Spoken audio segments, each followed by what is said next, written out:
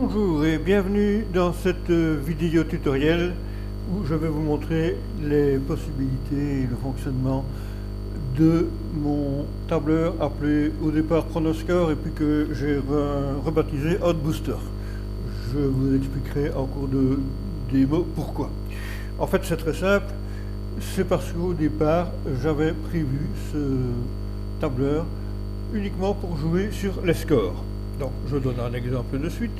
Imaginons qu'on voit l'équipe visitée gagner, mais pas par un score géant.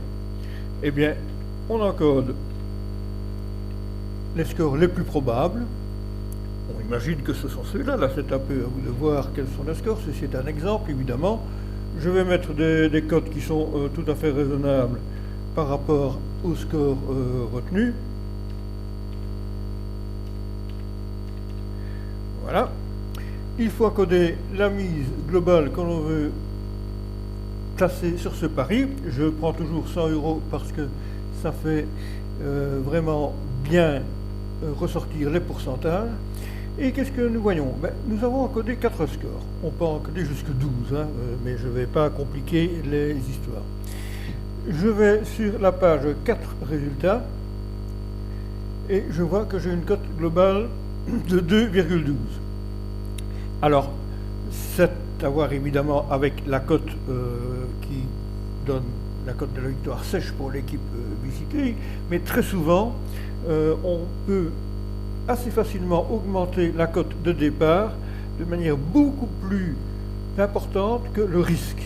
C'est-à-dire que si vous voyez ici une équipe qui est plus forte que l'autre, mais dont la spécialité est de gagner avec peu de buts d'écart. Je prends un exemple en Espagne, l'Atlético Madrid gagne souvent par de petits scores.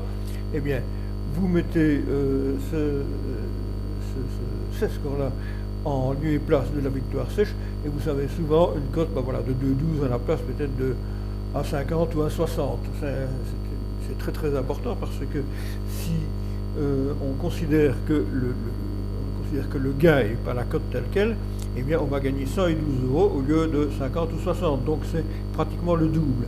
Et là vous pouvez faire l'expérience avec des matchs réels. D'ailleurs sur ma chaîne YouTube, j'ai pas mal de pronostics que j'ai fait dans le passé. J'en ai fait beaucoup plus que ça, je n'ai pas fait des vidéos pour chacun d'entre eux, mais bon, il y a quelques-uns qui sont gagnants, quelques-uns qui sont perdants, assez peu, mais dans l'ensemble c'est excessivement positif, et vous voyez qu'on peut gagner énormément par rapport à la cote de base. Mais on peut faire plus que ça, on peut moduler les résultats, c'est-à-dire qu'ici, dans le premier tableau, il me donne le résultat de cote de 2,12 pour tous les scores, quel que soit le score, le résultat, pour qu'il tombe dans les 4 que j'ai encodés, bien entendu, eh bien je vais gagner 112 €. Mais si je pense que le 3-1, par exemple, n'est pas vraiment à envisager, mais simplement à couvrir, eh bien, il me donne ici, pour le 3-1, la mise que je dois mettre pour récupérer, un petit peu à la manière d'un draw no bet, pour récupérer ma mise. Donc si c'est le 3-1 qui sort, je ne gagne rien, je ne perds rien, je récupère mes 100 €, et évidemment la différence se répercute sur la cote des autres scores, et on arrive à une cote de 2,42 pour les deux premiers scores. Pour le troisième qui était aussi à moduler, là il faut un petit peu jouer avec le pourcentage. Il faut donc aller, si on veut exactement le même bénéfice, il faut monter un petit peu plus haut que 100. Il faut peut-être taper 140, je ne sais pas, non là c'est un petit peu trop. On va taper 120, il faut un tout petit peu, voilà, là on arrive à pratiquement la même chose, on a dû taper 118, et on arrive à un bénéfice de 131, enfin de 131 €, oui, une cote de 2,31 pour les 3 scores non couverts. Mais on peut très bien aussi moduler, j'ai pris le 0 et j'ai pris le 100, mais dire je vais prendre 50%, 54, pardon, 50%, 50 ou 60 ou ce qu'on veut. Hein. Voilà, je tape 50 des deux côtés pour les deux scores, ou le score, encore une fois, absolument ce qu'on veut, que je vois moins probable, eh bien, donc on prend la moitié ici des bénéfices sur ces deux scores-là, et ça se répercute sur les scores auxquels on croit, là 0 et 2, 0 en l'occurrence, et la cote monte très très haut. Donc ici par exemple, il est tout à fait possible que cette cote de 2,58 remplace au départ une cote de 1,50 ou 1,60. Hein. C'est tout à fait dans les normes et dans les statistiques. Maintenant, évidemment, si l'équipe que l'on va gagner ne gagne pas, fait match ou perd, enfin, on perd de toute manière, exactement comme avec une mise classique. La seule possibilité qu'on regrette d'avoir choisi cette méthode de pari, c'est si l'équipe visitée gagne, comme on avait prévu, mais par un score qui n'était pas dans ceux que nous avons encodés et donc sur lesquels nous avons joué.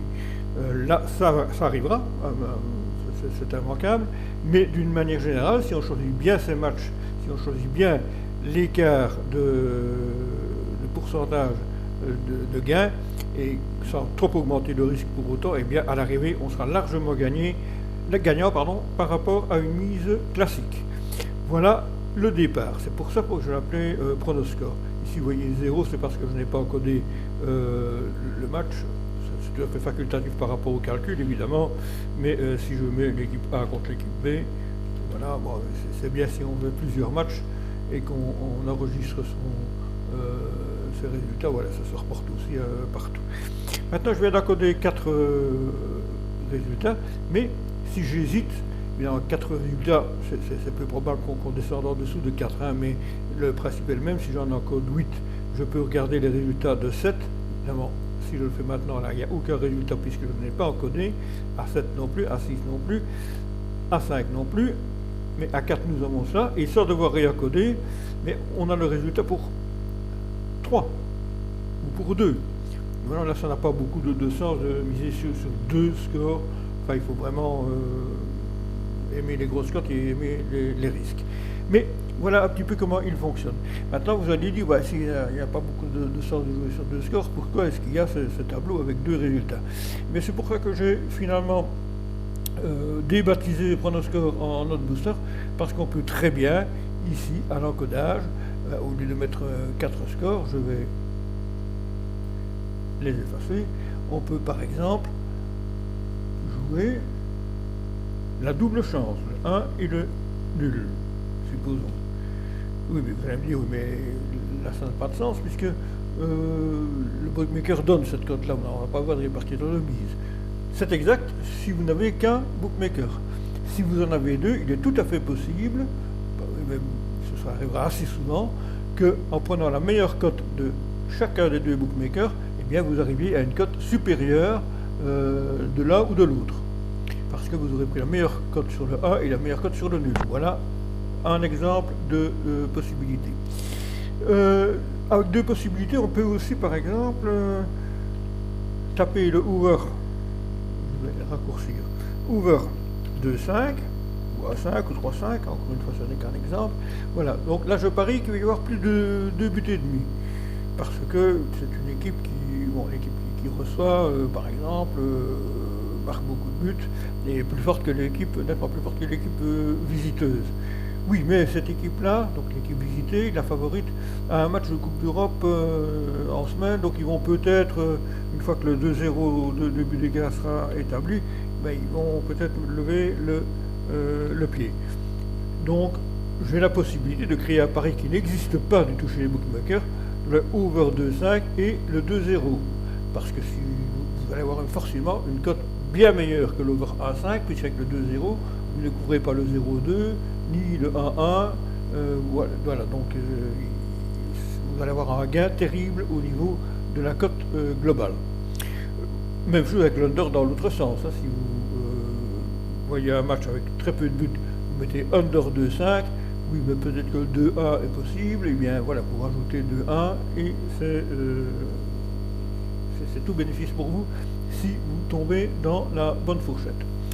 Alors, ceci est aussi, il y a 1000 possibilités, je ne vais pas les expliquer toutes ici, alors ce serait impossible, je suis certain que ceux qui vont utiliser ces tableurs en trouveront même d'autres auxquels je n'ai pas pensé, parce qu'on pourrait par exemple très bien jouer sur les 3 résultats. J'avais un match, c'était Francfort-Union-Berlin, où il y avait par exemple la victoire de Francfort par 1 but d'écart. Je vais mettre plus 1 ici. Elle était cotée sur Pinacle à 4,30. Le nul était coté à 3,42. Je regarde mes petites fiches. Toujours chez Pinacle. Et comme le match était équilibré, si j'avais voulu, je pouvais jouer sur la victoire de l'Union Berlin par 1 but d'écart. Donc je mets moins 1 ici. La première colonne n'a d'importance que pour mémoriser ce que vous avez fait, mais vous mettez la nomenclature que vous désirez. La victoire de Berlin par 1 but d'écart était cotée à 5,20. Voilà. Et si on voulait dire, oui, ben Francfort va peut-être gagner par 2 buts d'écart, je le mets en dernier parce que c'est le score que je jouerais, si j'avais dû jouer ce pronostic-là, que j'aurais modulé, on va dire. Et voilà, nous sommes, la cote était à 7,50. Alors qu'avons-nous? Ben, si on prend 3 résultats, nous avons quand même une cote de 1,39. Et si on module, on peut aller jusqu'à 1,90. Si on prend 4 résultats, donc on inclut la victoire de Francfort avec 2 buts d'écart, on part de 1,18 à, là c'est 50, mais si je tape 0, on est jusqu'à 1,28. Et nous jouons sur les 3 chances. Hein. Donc il faut quand même se dire que c'est quand même une très belle cote pour jouer sur les 3 résultats. Il ne faut pas évidemment que ici Berlin gagne par 2 buts d'écart ou que Francfort gagne par 3 buts d'écart. Mais les chances étaient quand même relativement faibles que ça se passe ainsi.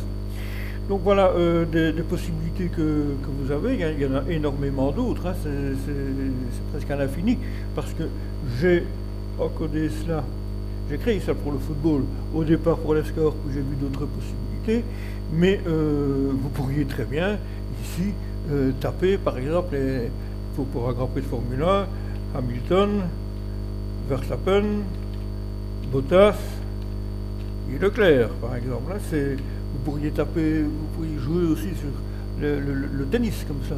Vous pourriez jouer pour qui va gagner le tournoi au début du tournoi, ou pour le football sur les paris long terme, qui va être champion de tel pays, etc.